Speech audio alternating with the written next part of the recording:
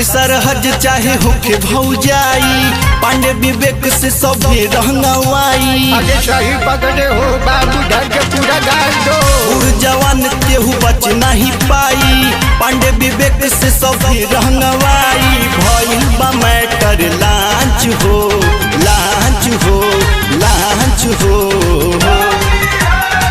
असो के होली में भैया न रही देवरे करी रोमांस हो। असो के होली में भैया न रही देवरे करी रोमांस हो।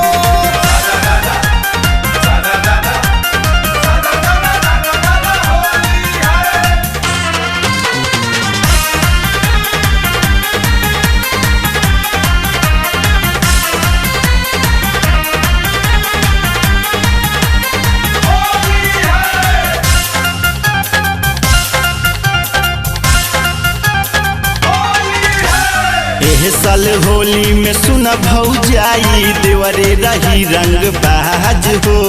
छोट पिचकारी हमनी के भौजी खूबे चलाई राज हो।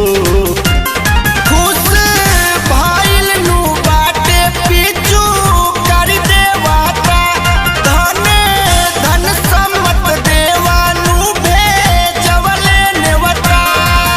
एही साल मिलल बाटे चांस हो, चांस हो और चांस हो।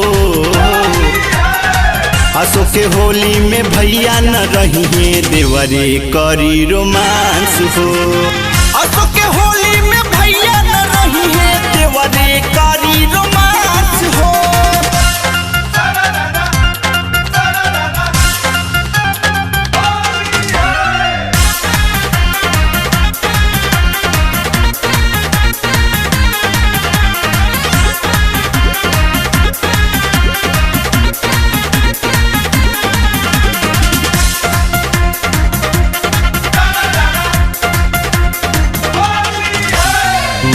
मनोज संगे चलल बटोली, लुकतारी सबे भौजाई हो।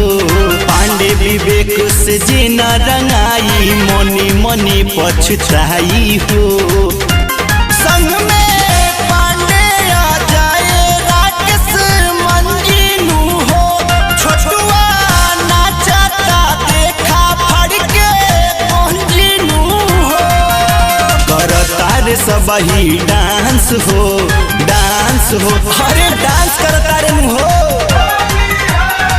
असो के होली में भैया न रही देवरे करी रोमांस हो।